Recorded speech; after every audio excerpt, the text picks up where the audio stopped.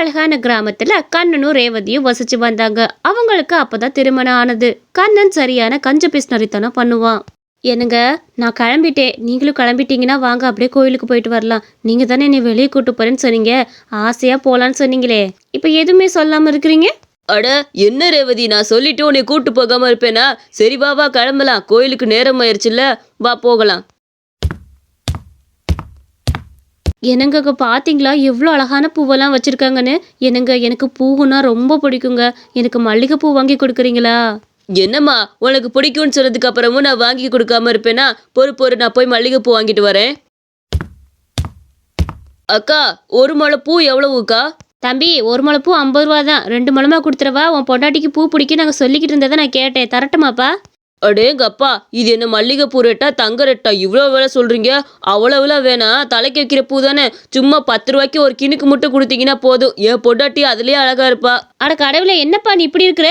புதுசாக கல்யாணம் பொண்டாட்டிக்கு ஒரு 2 முளை பூ கூட வாங்கி தரதுக்கு இம்புட்டு யோசிக்கிற? சரி, காசுல என்ன ஒரு முளை பூவாவது வாங்கிட்டு போகலாம்ல? இல்ல, என் பொண்டாட்டி ஒரு கிணுக்கு பூ வச்சா கூட ரொம்ப அழகாத்தான் இருப்பா. அதனால சும்மா ஒரு 10 ரூபாய்க்கு ஒரு கிணுக்கு மட்டும் கொடுங்க போதும். நல்லா வாழை இலையில வச்சு மடிச்சு கொடுங்க, அப்படிதானே புருஷன் பொண்டாட்டிக்கெல்லாம் கொடுப்பாங்க. ஆமா, நீ வாங்குறது 10 ரூபா பூ, இதுல வாழையில தான் உனக்கு குறைச்சலாக்கும். வாழையிலக்கே பாதி காசு போயிரும் போல. புடிப்பா, கொண்டு போ. ரேவதி, இங்க பாத்தியா, நீ கேட்டேல ஆசையா பூ, இந்த மல்லிகைப்பூ உன் தலையில வச்சுக்க. என்ன இதை வச்சேனே, நீ ரொம்ப அழகா இருப்ப ரேவதி. என்னங்க, இதுக்கு நீங்க பூவே வாங்காம இருந்திருக்கலாமே. என்னங்க இது இத்தினூண்டு பூ வாங்கிட்டு வந்திருக்கிறீங்க? இது எந்த மூலையில நான் தலையில வைக்க முடியும் சொல்லுங்க? அதுக்கு நீங்க பூவே வாங்காம இருந்திருக்கலாம். இத்தினூண்டு பூவை வாங்கிட்டு வந்து நான் என்ன சின்ன பிள்ளையா தலையில வச்சுக்கிறதுக்கு? ரேவதி, 2 முளை பூ 100 ரூபாய் சொல்றாங்க ரேவதி. நீ இத்தினூண்டு பூ வச்சா கூட உன் முகம் அழகாத்தானே இருக்கும். அதனாலதான் சும்மா கொஞ்சோண்டு பூ வாங்கிட்டு வந்தேன். அந்த பொம்பளை போய் சொல்லி ஏமாத்தி வித்துட்டு இருக்குது. அதுகிட்ட போய் நம்ம 100 ரூபாய் கொடுத்து வாங்க முடியுமா? அதான் 10 ரூபாய்க்கு சும்மா ஒரு கிணுக்கு வாங்கிட்டு வந்தேன். இது வச்சாலுமே நீ ரொம்ப அழகாதான் இருப்ப, வச்சுக்க ரேவதி. ஐயோ, உங்களுக்கு என்னங்க சொல்றது? இதுல கூடியாங்க கஞ்சத்தானே பாப்பீங்க? சரி வாங்க வாங்க போகலாம், கோயிலுக்கு நேரம் ஆயிடுச்சு.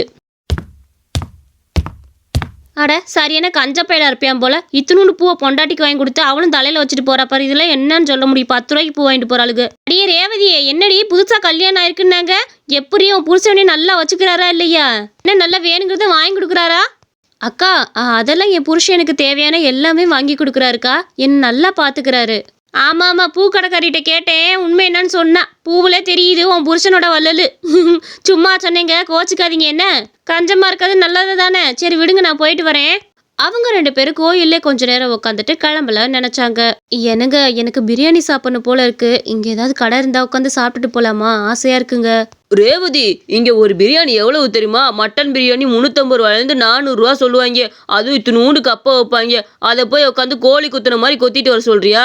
எனக்கு பிரியாணி ரொம்பவே நல்லா செய்ய தெரியும். வீட்டுல போய் உனக்கு நான் ரொம்ப அருமையா செஞ்சு தரேன். அப்படியா? உங்களுக்கு பிரியாணி செய்ய தெரியுமா? சரி, அப்பனா நீங்க வீட்டுல வந்து எனக்காக செஞ்சு கொடுங்க. இன்னைக்கு ஒரு நாள் பொண்டாட்டிக்காக நீங்க சமைச்சுதான் கொடுங்களே. நான் சாப்பிட்டுட்டு எப்படி இருக்குன்னு சொல்றேன். என்ன? சரி வாங்க போலாம். என்னங்க, நான் போய் கொஞ்ச நேரம் உள்ள தூங்குறேங்க. நீங்க பிரியாணி செஞ்சுட்டு கொஞ்சம் எழுப்புங்க. என்ன? அட, பிரியாணி செய்யறதுக்கு காய்கறி கறியெல்லாம் வாங்கணுமே. சரி, போய் வாங்கிட்டு வருவோம், அதுக்கப்புறம் பிரியாணி செய்ய ஆரம்பிப்போம்.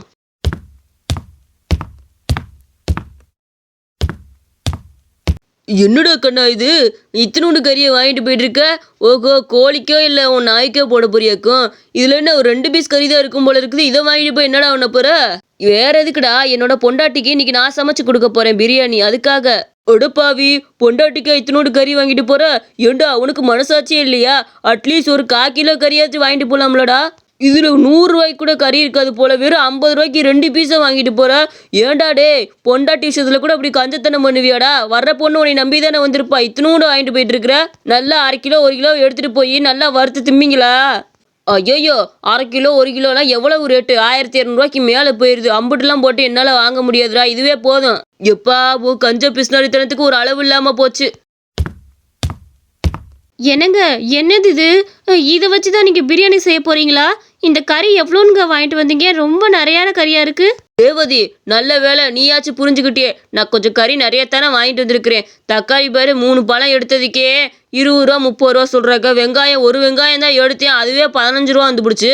இப்படி விலையெல்லாம் ஏற்றிட்டு போனா நம்மளாம் வாழ்நாளில் சாப்பிடவே முடியாம போயிரும் போல. அதனால திருண்டு வாங்கிட்டு வந்து ரேவதி. போதும், நம்ம 2 பேத்துக்கு தானே பிரியாணி, அளவா செஞ்சு சாப்பிட்டுக்குவோம். என்ன ஏங்க, சொல்றேன்னு தப்பா நினைச்சுக்காதீங்க. ஒரு சாப்பாடு விஷயத்துல கூட இவ்வளோ கஞ்சத்தானே பாப்பீங்களாங்க? என்கிட்ட சொன்னீங்க நிறைய செஞ்சு சாப்பிடலான்னு இத்தினூண்டு வாங்கிட்டு வந்துருக்கீங்க. ஏம்மா நான் சொல்றத கேளுமா, பிரியாணிலாம் அளவாக தான் சாப்பிடணும். என்றைக்குமே நம்ம கஞ்சத்தனம் பண்ணி தான் சாப்பிட்டாகணும். இல்லைன்னு வச்சுக்க நிறைய காசு செலவாகும். நீ போ, நான் செஞ்சு தரேன். ஐயோ, இவர் சாப்பாடு விஷயத்துல கூட இவ்வளோ கஞ்சத்தனமா இருக்கிறாரே. நான் கூட இவர் என்னமோ நினைச்சிட்டேன். இவர் எல்லா விஷயத்துலயும் இப்படிதான் இருப்பாரு போல. ஸோ எனக்கு இந்த மாதிரி இருந்தாலே பிடிக்கவே பிடிக்காது. எங்க அப்பா இப்படி பண்ணாலே பிடிக்காது. இவர் இப்படி பண்ணிட்டு இருக்கிறாரு. ச்சே. ரேவதி, சாப்பாடு நிறைய இருந்துச்சுன்னா சொல்லு, கொஞ்சம் எடுத்துடலாம். கொஞ்ச நேரம் கழிச்சு கூட சாப்பிடு என்ன. ஏன்னா நீ எவ்வளோ சாப்பிட்றேன்னு எனக்கு தெரியாது பார்த்துக்க, அதனால தான் கேட்டேன். என்னங்க, இதுதான் உங்களுக்கு நிறையா வாங்க. சரி சரி, இதுவே எனக்கு போதுங்க. எனக்கு இதுக்கு மேலே போடவும் வேணாம், இதுலேருந்து எடுக்கவும் வேணாம். நான் இதையே சாப்பிட்டுக்கிறேன். இதுக்கு பெசாட்டு அந்த கோழி கொத்தின மாதிரி கடையில சாப்பிட்டு வந்திருக்கலாமே. நீங்கள் இத்தினோண்டு பிரியாணி செஞ்சு போகிறதுக்கு நான் அங்கேயே உட்காந்து சாப்பிட்டு வந்திருப்பேன். ஏங்க இப்படி பண்ணுறீங்க? ச்சே. அவளும் அவள் கணவன் மேலே ரொம்ப கோவப்பட்டுட்டு அந்த பிரியாணியை சாப்பிட்டுக்கிட்டு இருந்தா. இப்படியே கொஞ்ச நாள் போயிட்டு இருந்தது. அப்பா, என்னப்பா இன்னைக்கு ஆச்சரியமா வீட்டுக்கு வந்திருக்கிறீங்க? எப்பவுமே 2 மாசத்துக்கு ஒரு தடவை தான் வருவீங்க. இன்னைக்கு என்னமோ ஆச்சரியமா வந்திருக்கிறீங்க. சரிப்பா, உங்களுக்காக இன்னைக்கு நல்ல நல்ல சாப்பாடுலாம் செய்ய போறேன். நீங்க கண்டிப்பா வீட்ல இருந்து சாப்பிட்டு தான் போகணும். ஆமா, அம்மாவை கூட்டிட்டு வந்திருக்கலாம்ல. அம்மாவும் ஒரு வாய் என் கையால சாப்பிட்டு போயிருப்பாங்கல்ல. நான் சொல்லிக்கிட்டே இருக்கேன், நீங்க எதை நினைச்சு இப்படி மூஞ்சி தூக்கிட்டு உட்காந்துருக்கிறீங்க? ஏன் வந்ததுமே என் புருஷன் எதுவும் உங்களை எதுவும் சொன்னாரா? எதுவும் சாப்பாடுலாம் என்னால் போட முடியாதுன்னு எதுவும் சொன்னாரா? அவர் அப்படி சொல்றவர் தானே. ஏன்பா, இவ்வளோ கஞ்சமான ஒருத்தரை எனக்கு கல்யாணம் பண்ணி வச்சுட்டீங்களேன்னு எனக்கு ரொம்ப வருத்தமா இருக்குப்பா. அதெல்லாம் இருக்கட்டும்மா, உன் அம்மாவை நினைச்சாதான் ரொம்ப வருத்தமா இருக்கு. ரொம்ப உடம்பு சரியில்லாம இருக்கிற, ஆஸ்பத்திரியில் சேர்த்துருக்குறோம்மா. அவளுக்கு ஏதோ குடல் வாழ்வு பிரச்சனை இருக்குதாம்மா. அதை உடனே ஆப்ரேஷன் பண்ணி எடுக்கணும்னு சொல்லியிருக்கிறாங்க. ஆப்ரேஷனுக்கு 1,00,000 ரூபா தேவைப்படுன்னு சொல்றாங்கம்மா. அதுக்காக தான் பணம் எங்கடா கிடைக்கும்ட்டு அலைஞ்சிக்கிட்டு இருக்கேன். உனக்கு ஏதாவது தெரிஞ்ச இடம் இருந்தா அங்கே பணம் ஏதாவது இருந்தா வாங்கி கொடுமா. அம்மாவை அப்பதான் காப்பாற்ற முடியும். பாவம் உங்க அம்மா வயிறு வலியால துடிச்சுக்கிட்டு இருக்கா. இதை என்னால பார்த்துக்கிட்டு இருக்கவே முடியல. அதனாலதான் உன்னைய தேடி வந்தேன். எனக்கு இருக்கிறதே நீ மட்டும் தானே. எங்கேயாச்சும் கேட்டு வாங்கி தாங்கம்மா. மாப்பிள்ளைய கூட கேட்டு வாங்கி தர சொல்லேன். எப்பா, என்னப்பா சொல்றீங்க? அவர்கிட்டலாம் கேட்கவே முடியாது. அவர் எல்லா விஷயத்துலயும் கஞ்சமா இருக்காரு. 1 ரூபா கூட அவர் கையில இருந்து வாங்கவே முடியாதுப்பா. நான் என்னோட ஃப்ரெண்டுகிட்ட யார்ட்டாச்சும் கேட்டு பாக்குறேன். அம்மாக்கு இப்படி முடியாம இருக்குன்னு முன்னாடியே வந்து சொல்ல வேண்டியதானே. முன்னாடி இருந்தே நான் கேட்க ஆரம்பிச்சிருப்பேன்ல. ஐயோ கடவுளே, நான் யார்கிட்ட போய் பணம் கேட்பேன்னு தெரியல. 1,00,000 ரூபாங்கிறது ரொம்ப அதிகமான அமௌண்ட்.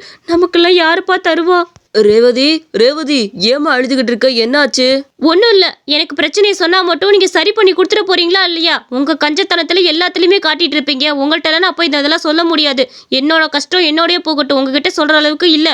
நான் போயிட்டு வரேன். என்ன ரேவதி இப்படி சிடுசிடுன்னு பேசுற? உனக்கு என்ன பிரச்சனைன்னு சொன்னாதானே எனக்கு ஏதாவது தெரியும். நீ எதா இருந்தாலும் சொல்லுமா. பிரச்சனையை என்னால் தீர்க்க முடியுதா நானும் பார்ப்பேன்ல கொஞ்சம். மாமா, நீங்களாச்சும் சொல்லுங்க. அவ எதுக்காக அழுதுட்டு போறா? ஏதாவது பிரச்சனையா என்கிட்ட சொல்லுங்க மாமா. நான் கொஞ்சமாச்சும் தீர்க்க பார்ப்பேன்ல.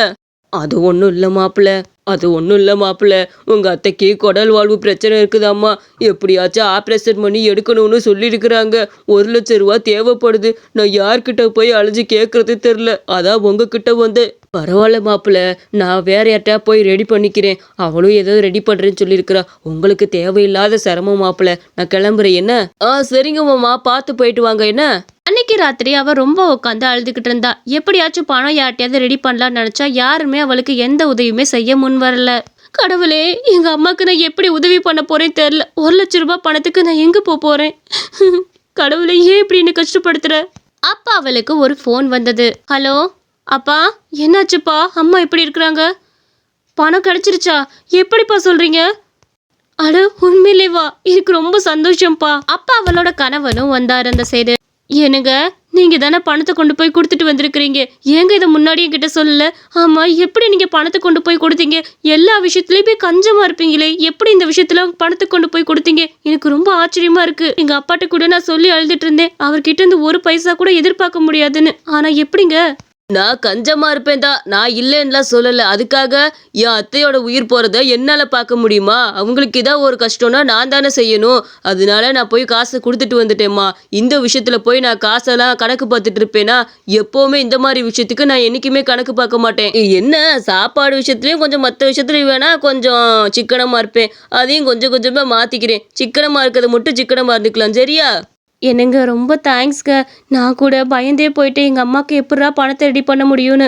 நீங்கள் நல்ல நேரத்தில் வந்து உதவி பண்ணிட்டீங்க. ரொம்ப நன்றிங்க. இந்த கதை உங்களுக்கு பிடிச்சிருந்துச்சுன்னா மறக்காமல் நம்ம அனிமேஷன் ஸ்டோரிஸ் சேனலுக்கு சப்ஸ்கிரைப் பண்ணிக்கோங்க. உங்கள் கணவர் எத்தனை பேர் ரொம்ப கஞ்சத்தனமாக இருப்பாங்கன்னு மறக்காமல் நம்ம கமெண்ட்ஸில் சொல்லிடுங்க.